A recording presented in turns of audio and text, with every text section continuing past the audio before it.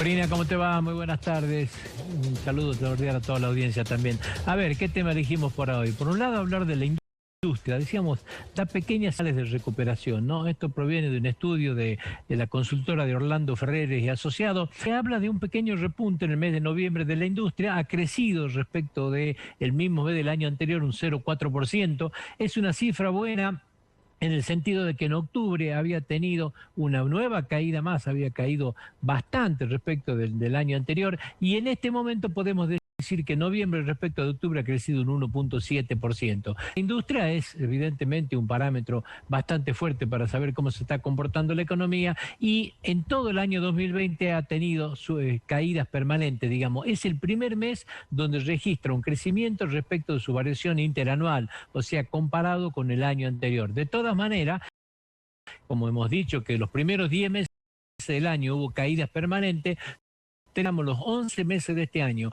con los 11 meses del año pasado, ha caído un 8,6%, una cifra alta, digamos, y significativa, pero que no varía mucho de una industria que ya venía en baja también en el año anterior, con una capacidad ociosa cercana al 40%. ¿Sí? El mayor aumento de este mes de noviembre se ha dado en el rubro automotores, que ha crecido un 20,2%, es uno de los rubros más auspiciosos, digamos, ¿no es cierto?, que ha tenido un pequeño repunte en el último mes y que avisora por lo menos tener casi 100.000 unidades más fabricadas que la que había pensado, ¿no es cierto?, en medio de la pandemia.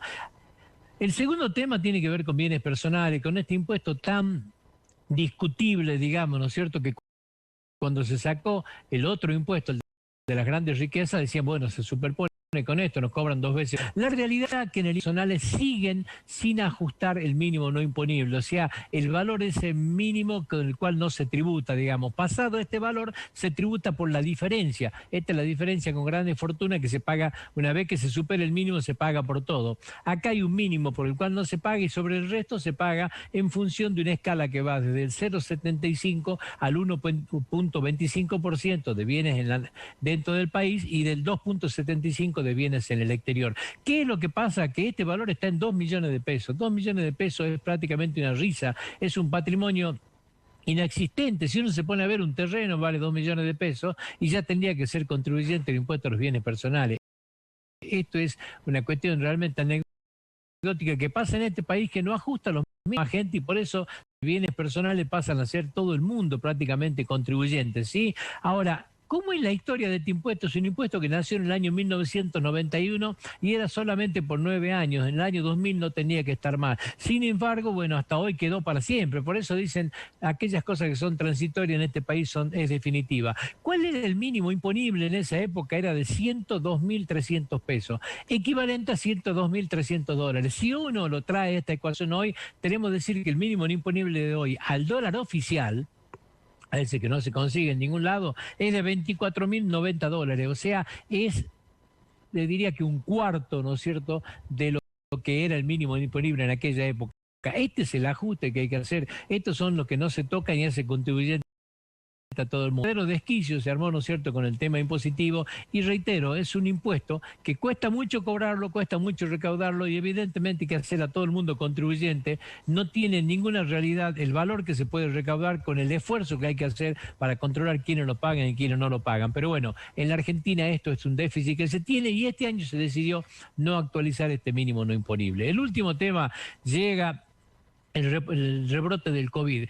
Preguntamos, ¿estamos preparados para esto? Bueno, una gran pregunta. Por un lado, estamos preparados porque la experiencia que hemos adquirido, los servicios que ya están perfectamente aceitados, lo que sabemos ya, ¿no es cierto?, nos permite tener una ventaja grande. El segundo tema, que creo que es complicado, es el cansancio de la gente. ¿Podemos volver a recluir a la gente? ¿Se puede dictar algún confinamiento? La gente va a ser algo medio mayoritario en este tema, digamos. Este es un punto que está en contra. Ahora, la gran pregunta que hacemos todos es, ¿qué pasa con el tema vacunas? Hoy está el tema absolutamente instalado. Ayer hemos visto, todos hemos estado atentos y permanentes, se filmó por todos lados el momento en que salía el vuelo de aerolíneas argentinas a Rusia, que hoy está, en este momento está en suelo ruso cargando la vacuna para volver. Volverá mañana, día 24, en horas de la tarde, digamos, con toda la expectativa. Ahora, ¿cuál es la realidad de esto? Que la vacuna rusa, por un lado, todavía no hay ninguna palabra que diga lo contrario de lo que dijo el presidente Vladimir Putin, de que no se es confiable para mayores de 60 años, que él no se la aplicaría. El segundo tema es que todavía la ANMAT en la Argentina no la autorizó. Ayer sacó la resolución de Pfizer. La Argentina acelera hoy los procesos de contrato con Pfizer que estaban caídos, pero este compromiso puede ser la entrega de hasta 2 millones de vacunas entre fines de enero y hasta marzo, digamos, o sea, en forma inmediata, nada. ¿Qué va a pasar mañana? Mañana llega la vacuna rusa, se habla de los operativos en todo el país para distribuirla, se habla de qué manera, que la cadena de frío, pero la realidad es que primero a los mayores de 60 años, que son los de riesgo y que son la gran mayoría, se le va a poder aplicar si no está todavía, no hay ninguna cosa que garantice. Alguien va a querer ponérsela. Número 2, si no la tiene aprobada en la ANMAT, no la podemos distribuir. Estaremos especulando que en el transcurso en que el vuelo de vuelta de Rusia a Argentina llegue a ANMAT, saque la resolución, autorización permanente en la Argentina. Un elemento clave, digamos, ¿no es cierto?, para enfrentarlo.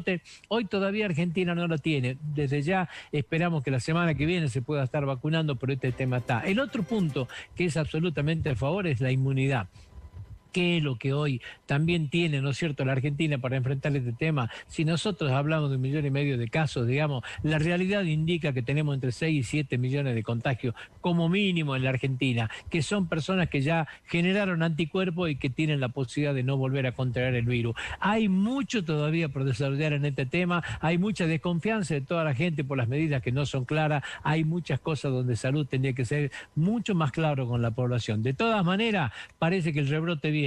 Crecen, en el AMBA lamentablemente crecen los casos de contagio y Argentina se prepara para recibir esto.